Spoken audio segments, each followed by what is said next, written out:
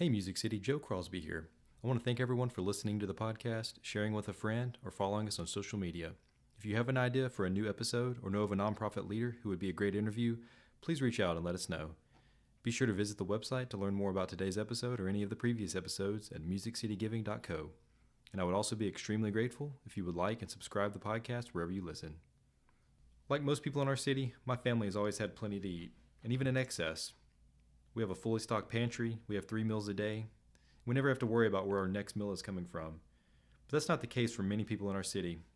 Nearly 1 in 7 Nashvillians don't have access to the food that they want or need.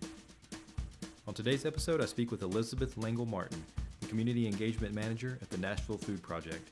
Their mission is to bring people together to grow, cook, and share nourishing food, with the goals of cultivating community and alleviating hunger in our city.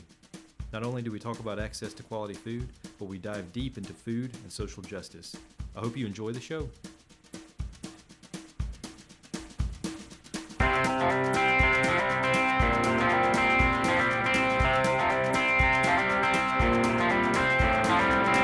Welcome to Music City Giving, a show about the unsung leaders and volunteers behind Nashville's nonprofits, foundations, and charitable organizations.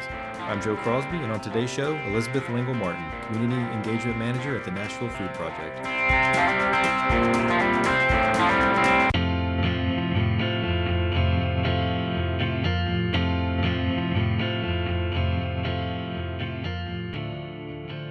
So my name is Elizabeth Langlle-Martin.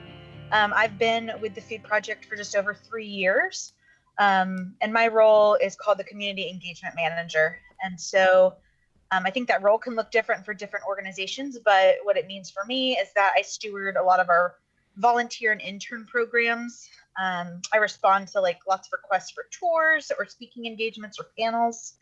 And then I also organize community events that are related to food justice and kind of community learning about issues of food justice and inequality.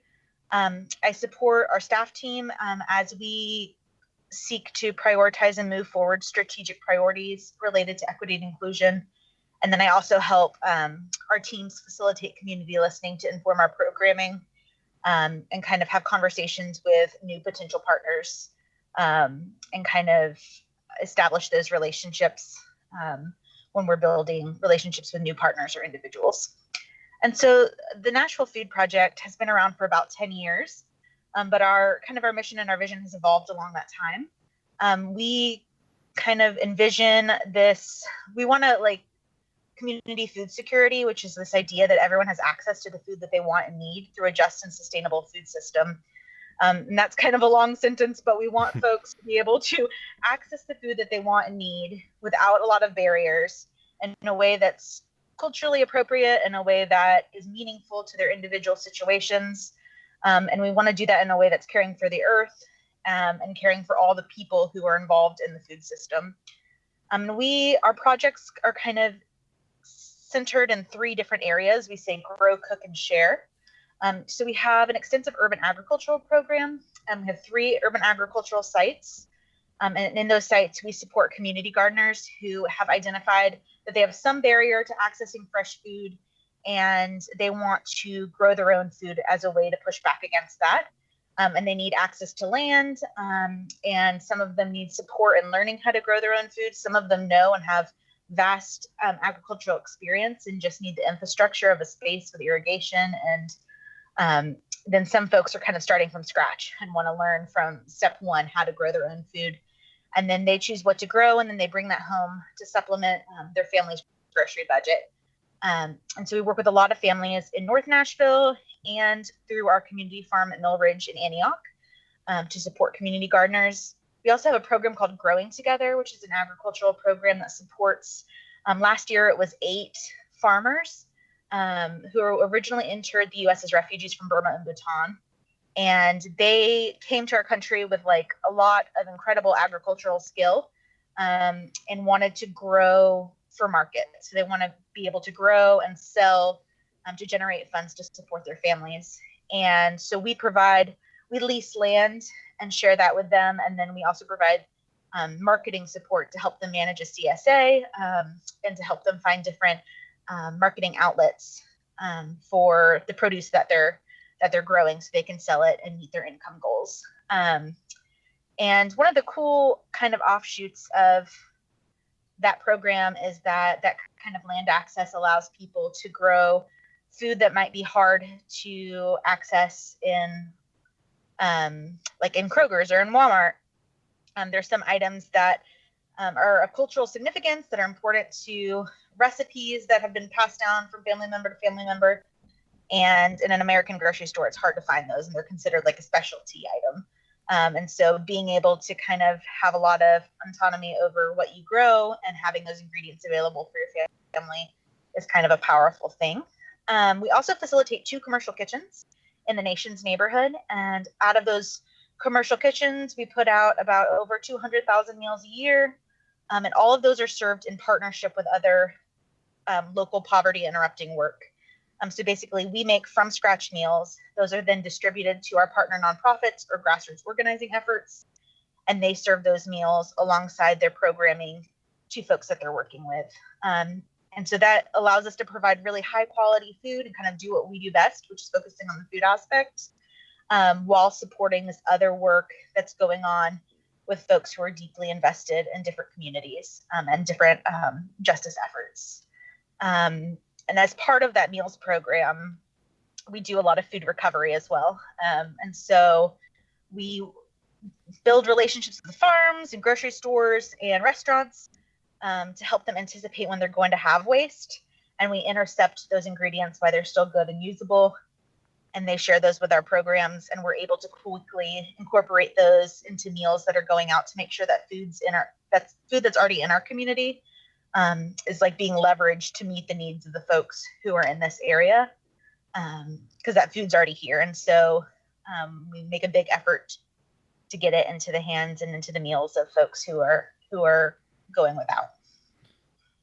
Got it. I mean, so hearing you say that is a lot of stuff. That is a lot of stuff that y'all are doing. I mean, it covers the gamut of, I mean, every part of food. It sounds like, from just from growing all the way to the legal side of things, of advocacy and that kind of stuff. So, knowing that you have your hands in every part of this process, and seeing every part of this process, we know, food is kind of a basic need. Everybody needs food, obviously, but why, in this day and age, why are these, why is there still food shortages? Why is there still lack of quality food? Especially in a place like Nashville. I mean, yes, there are underserved people here, there are underprivileged, but we're a pretty wealthy area overall. What is the general idea behind why is there still food shortages?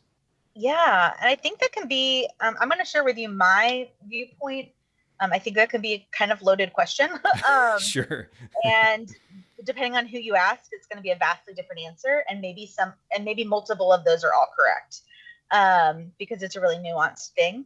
I think an important thing to know is that there's not actually a food shortage, in a sense that as a nation, 40% of all the food that we produce ends up in the landfill. And so there is actually an excess of food. However, that food is not being used and distributed to make to meet the needs of folks who are going without, because we also still have incredibly high levels of food insecurity. And so I think that our society, and this is my opinion, is that our society has built so much. We've bought into this idea of like this bootstrap fallacy. So because we are very committed to this idea that people need to rise themselves up or pull themselves up by their bootstraps, we don't see food as a human right. And so in all these different tensions and conversations, food gets weaponized. And if food isn't a human right, then it means that people have to be desperate to constantly work to obtain this like very basic thing that we all need. And that means that people are more willing to take really low paying jobs and kind of prop up these systems of inequality that keep poor people poor and make rich people richer. And so I think it's I think it's a really important conversation that there isn't necessarily a shortage of food.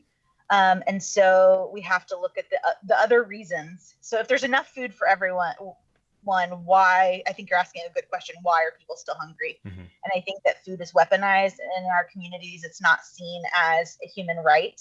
And if we start looking at food as a human right, a basic that every human being needs and deserves, then that changes the conversation, and that shifts the way that we view how we're getting food to folks, and how we're prioritizing that as a community.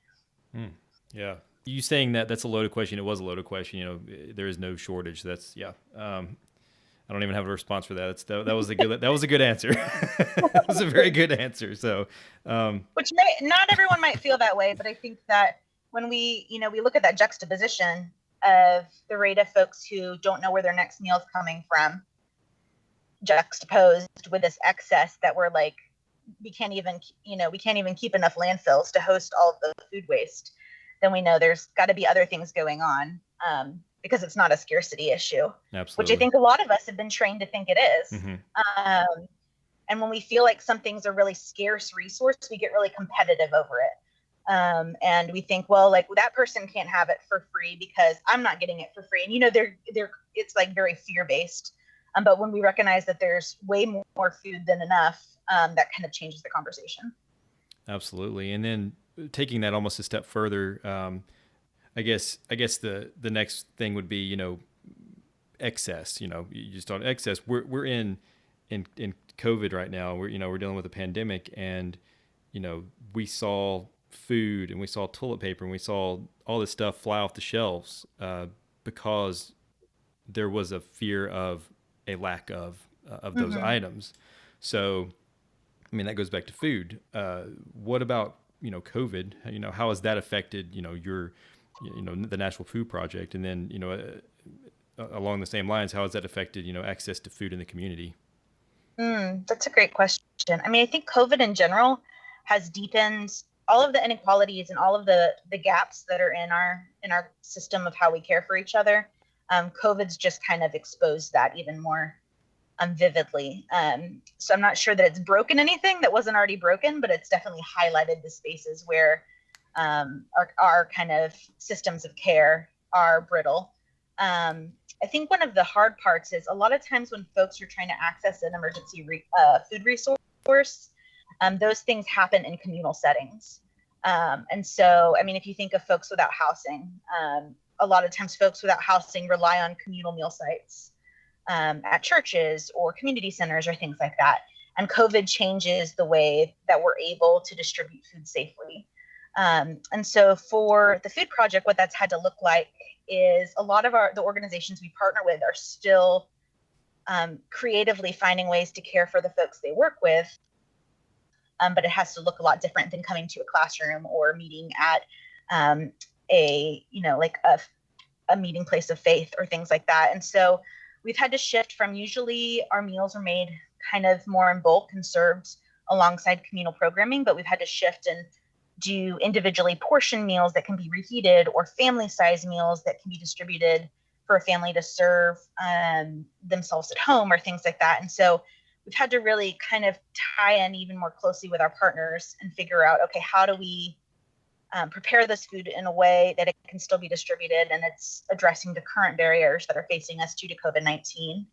I think as at a wider level, we have a food safety net, which is like SNAP or food stamps or, emergency resource centers and things like that. We have a very overburdened and under-resourced food safety net.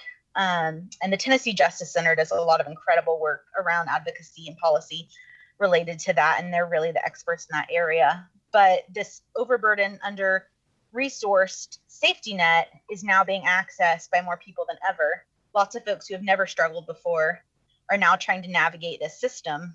And if there's a whole bunch of new folks who are navigating the system for the first time, that means the folks who are already relying on the system or like needing to access that resource are kind of getting even more buried. And so we have, it's just kind of continuing to unveil the problematic elements of how people can access emergency support in our community, because more folks are needing it now more than ever.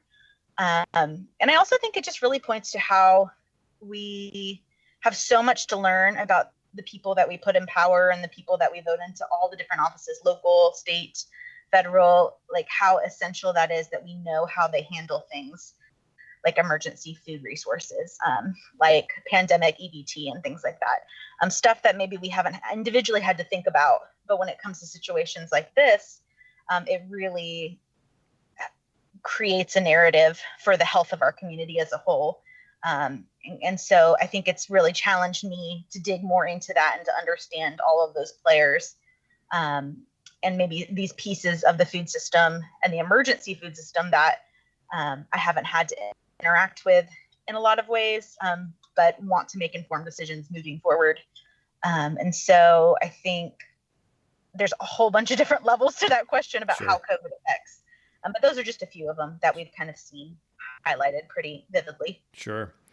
And then, moving next towards food quality, there's a lot of organizations, they're stocking pantries, they're getting canned food, they're non-perishable items, that kind of thing, which is vital to feeding people. But Nashville Food Project, it goes a step further and looking more towards quality food, nourishing food, with an emphasis on those things. So, why does Nashville Food Project, why do y'all take that next step and go, the emphasis in that is on that quality, nourishing food? Yeah, I think it comes back to that idea that there is enough. A lot of times food that's served in spaces where folks are already feeling vulnerable and already seeking out additional assistance, it can be really low quality, cheap, high carb, high calorie food. And there's a role for that in a sense that fills bellies quickly and it keeps you going for another day. And I don't want to disparage that at all. Sure. Has a role.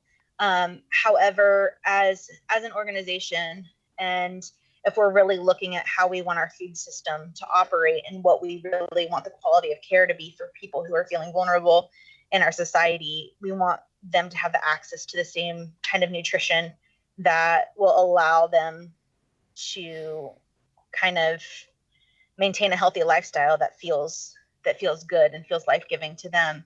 And if folks are always only able to access really low quality food, that's going to create and impact other elements of their life, such as health and focus. And I also just think there's like this inherent value when we're served or shared food that's really high quality. It says something about the value that's held for us.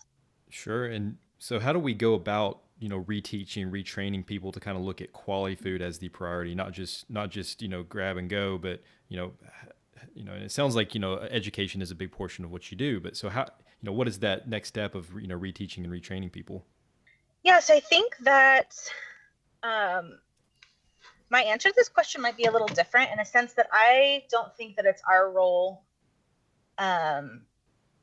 to decide for families and individuals who have a very different context or who might have a very different context what healthy food looks like in their context. One of the things that I kind of try to abide by, someone said to me in school once, and it's really stuck with me, is that people are experts of their own experience. And so I don't know in my context what healthy food looks like necessarily for another family who has other barriers and other situations than I do. And so I think our role is to make sure that we reduce barriers to there being a variety of options available. And so that way families can choose for themselves what is the best fit for their diet, for their culture, for the amount of time that they have to prepare food. And that might look vastly different. And so I think when a lot of times when folks think about healthy food, they have a very specific idea of what that looks like. And I think we want to make sure that people have access to real whole foods in a variety of different ways that meet their needs as a family. So I guess moving more towards the growing, the cooking, educating people on the growing side of things, and then going into the cooking side. What are some of these skills, either social, physical, emotional, that people learn from actually growing their own food? Yeah, I loved this question. I mean, I think so many things. Right now, I learn a lot through parenting my 2-year-old. And so as I've started to, as in the last, 2 years of her life, as I've been responsible for introducing food to her in a new way, it's had me think a lot about this critically. And I follow a children's nutritionist who just is an incredible resource. And she talks about that kids need to have low access pressure to an item, a new food item, up to 200 times before they feel comfortable with it. And so when you think about what the implications of that for families with limited resources, very few families with limited resources can afford to offer a child a new food 200 different times, knowing that they might say no to it 200 times. And so, but she focuses a lot on exposure, like cultivating like a really holistic relationship with food. And I think that cooking and growing for kids and for all of us, it changes the relationship because it like expands our exposure. It's a different experience when we see something start from a seed, when we watch it grow on a plant, where we bring it into the kitchen, where we're slicing it ourselves. It changes the way that we view each item and kind of expands that exposure, which kind of increases the ability or the potential that we're going to look at that item and see it as something we want to be a part of our meal. In our own kitchens, I think that we work really hard to cook through a low waste lens. So really trying to come up with a plan for as much of a usable product or a usable ingredient that we can. At TNFP is the first place that I've ever learned to make carrot top pesto. And like, there's a lot of things where things that I was like tossing or composting can be used to make really incredible recipes, but I just wasn't familiar with that piece of the fruit or the vegetable. And so I didn't know, that I wasn't getting, the full experience from that product. And that helps reduce waste in my own kitchen. And that also expands the value of an item. So like if I'm buying a carrot with tops on it, to know that I can not only use the flesh of the carrot, the orange part, but also can do a whole nother recipe with the tops, kind of changes the amount of food I can produce from that item and reduce the waste. And so kind of learning in our kitchens, I think a lot of people start to think through that lens, and that changes the way that they cook at home, and changes the conversations about how we can utilize the resources and the food that we do have. And then I think just there's something healing about a relationship with the earth. Our society, for better or for worse, views the earth a lot of times as a commodity. It's something to be used, it's something to be purchased. But when you're growing your own food in a sustainable way, it becomes like a symbiotic relationship, where you're investing in this patch of earth and this soil health and this little square of land, and you're cultivating it and caring for it, and it in return can produce and care for you. And I think that shifts the way we see land and soil and space, and kind of can change our relationship with our environment. So I think that's really powerful as well. Oh yeah, absolutely. And growing a pepper or some basil in a pot is one of the most like exciting things that I do. Exactly. It's just like you see it grow and then you get to eat it, and it's really cool. So who talking about the actual kitchens, who's actually doing the training on cooking and things at your kitchens? Yeah, so we have an incredible lead chef. Her name is Bianca Morton, and she came out of corporate culinary world, and brings to us in a lot of incredible culinary experience.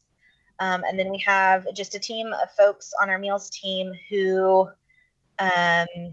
the work that we do in our kitchens is kind of nuanced, because unlike a commercial kitchen that's producing for a restaurant or things like that, we're working with recovered and donated food. So you might have to change recipes or shift directions at a moment's notice. We're working alongside volunteers that have a whole range of kitchen abilities. And we're also, as we're chopping and cooking and heating, we're also trying to talk about the mission of our work and where the food is going and why we believe food justice is, racial justice. And so our kitchens are a really unique space. And so they're led by our chef director, Bianca. But we have a whole team of people who are kind of passionate about all these different components that go into making these meals, which makes it kind of a unique environment. Sure. Kind of going back to, I guess this would be more personal to you, and or maybe it's you, if you're speaking to someone who's looking to get involved. But what is it about the community, or I'm sorry, the Nashville Food Project that kind of drew you in? Oh yeah, I mean, this is a great question. I love hearing these stories from each of our team members, each of our volunteers. I actually was working for multiple years as a homeless outreach worker here in Nashville. And so I would journey with folks who were living on the streets and work towards sustainable housing options. Mm-hmm. And also a lot of what that was is just helping folks make sure day to day that they could get their basic needs met. And just kind of recognizing the lack of quality food in those spaces was pretty glaring. I had a gentleman I worked with who I adore named Reno. And I have his blessing to share a story, but he had a lot of really severe health issues. And so he would call me when he would get admitted to the hospital, and I would go be there with him. And every time we were discharged, or he was discharged, they would give these really specific dietary needs. But this gentleman was living on the streets and was relying on communal meals to meet his needs. And a lot of those were a lot of the offerings at those spaces were in direct opposition to what the doctors were telling him his body needed. And so this almost devastatingly impossible situation he was in, that like, these are the things you need to do to stop being hospitalized, is have this really specific, really hard to obtain diet, but these are the foods that are available for you in your situation, was just really devastating. And I think thankfully we were able to move Reno into his own apartment, and he was there for about 4 months before he passed away. And I think that his body just couldn't recover from years of, living in spaces that were exposed to the elements and not having access to the food that his body needed with his unique medical conditions and things like that. And while my relationship with him was like one of the most life-giving experiences, I think it's always broken my heart that he couldn't, that there's this essential element, this high quality of food that just wasn't available. And so kind of shifted the way I see community care and see the need for high quality food as a matter of justice and as a matter of equity and value for people who are struggling. And so that organization that I worked with was a partner with the Nashville Food Project. The Nashville Food Project prepared and shared meals for our overnight shelters and our cold winter shelters. And so when I was looking to make a change and wanting to get into a different kind of aspect of justice work, I really wanted to explore how food can be leveraged and all the ways that food touches other systemic inequalities. And that's how I ended up here. Gotcha. And what was the previous organization you were with? Open Table Nashville. Oh, Open Table. Okay. Yeah. So on that point, actually, so knowing that, there's a large portion of this is, it's related to social justice, and that's a lot of organizations around Nashville. So, what other partner organizations are there that kind of work alongside Nashville Food Project? Oh yeah, we have so many. So our meals last year in 2020, which obviously just came to a close, our meals were served alongside partners at 77 different meal sites. Oh wow.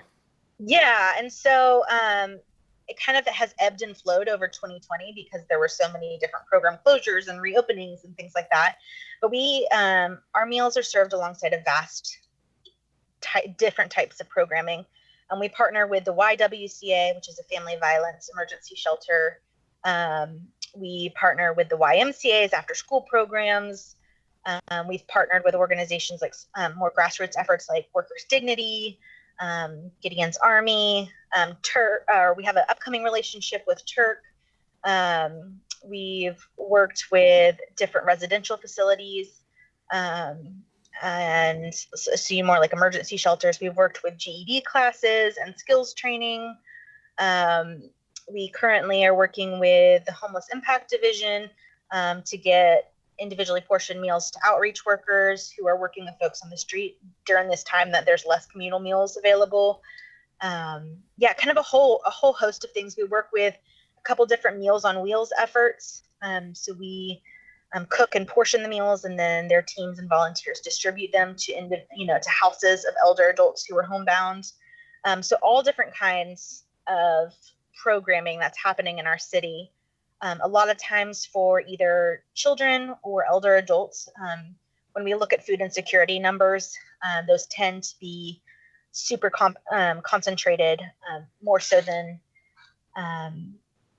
we see that concentration more so for children and elder adults. And so a lot of the efforts that we're partnering with serve those two populations of people, but we kind of have a little bit of everything. All sorts of different efforts that our meals are served alongside. Sure. So, looking at, volunteering and, some people can volunteer their time, others can give financially, some can do both. How can people get in contact? How can people support the Nashville Food Project, volunteer, donate? Yeah, absolutely. Sadly, right now, because of COVID, our volunteer program is temporarily suspended. We've worked really hard during this time to keep our kitchens and our garden spaces safe and up and operating, which has meant that we've had to minimize the number of bodies that we can have in those spaces. A lot of our team, like myself, that does work that's not in the garden or in the kitchen, is still working remotely. And so at this moment, we don't have volunteer opportunities available, but traditionally we have some robust roles. We have folks that help with prepping ingredients. We have folks that do batch cooking. We have folks that work on special projects in our garden. So if people want to follow us on Instagram or Facebook, we keep people in the loop there. They can also go to our website and sign up for our email list. And then folks are always welcome to reach out to me. It's just Elizabeth at the NashvilleFoodProject.org. Because we do have a really incredible, robust volunteer community. However, right now, those opportunities are limited due to the current pandemic. We're always, of course, like with most work, we always welcome financial donations, whether it's one-time gift or a recurring gift. Some of our most faithful donors, are just giving small amounts monthly, and then we have some really incredible larger donors as well. And then also what a lot of folks tend to do is do in-kind donations, which is a big thing for us. And so if you're at the grocery store, you're welcome to pick up a couple extra things of olive oil or whole wheat pasta. And those are staples that our kitchen is always using. And so those kinds of in-kind donations can really make our budget stretch. So there's lots of ways to get involved. And I also think just kind of tuning into, we try to do a lot of storytelling and sharing pictures from our gardens and our kitchens and recipes and stories about the organizations that our food is going to support and things like that. And so I'm just kind of tuning into those stories and sharing them with friends and family can kind of continually cultivate the conversation about food inequities and the work that's going on in our city.